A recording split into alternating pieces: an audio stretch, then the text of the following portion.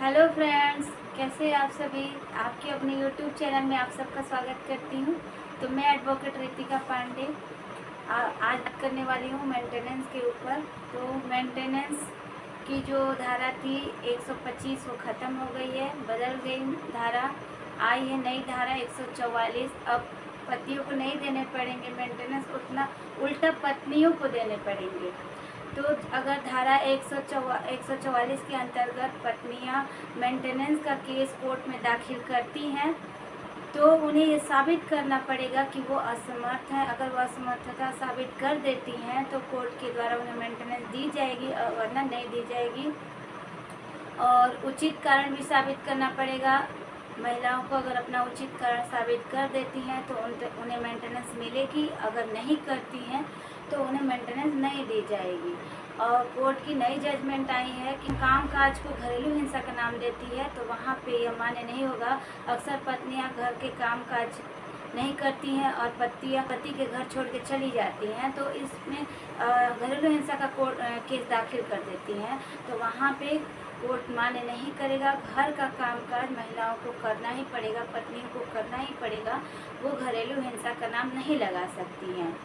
दूसरा कारण है कि अगर पत्नी पढ़ी लिखी है तो वो अच्छा पैसा कमा सकती है, पतियों के ऊपर निर्भर नहीं रह सकती। हाँ भाई पढ़ी लिखी है, कमा सकती है, तो वो मेंटेनेंस नहीं ले सकती, उसे कोर्ट के द्वारा मेंटेनेंस नहीं मिलेगा।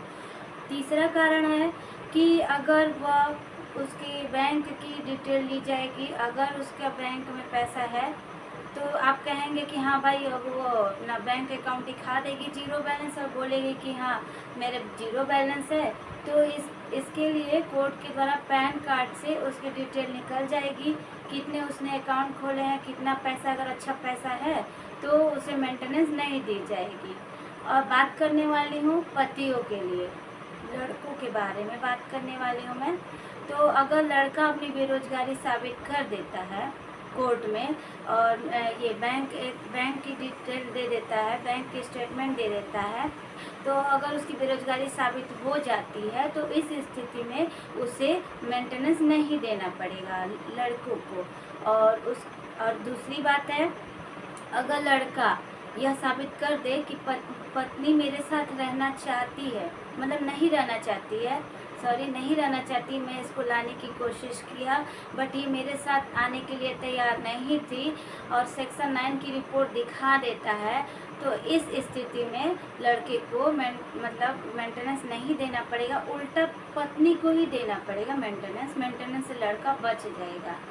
और चौथा कारण है, अगली बात है लड़कों के लिए, अगर लड़का लड़की के ऊपर, पत्नी के ऊपर गैर शारीरिक संबंध है, किसी और के साथ चक्कर है, एडल्ट्री का आरोप लगा देता है, साबित कर देता है एडल्ट्री, तो इस स्थिति में भी उसे मेंटेनेंस नहीं देना पड़ेगा।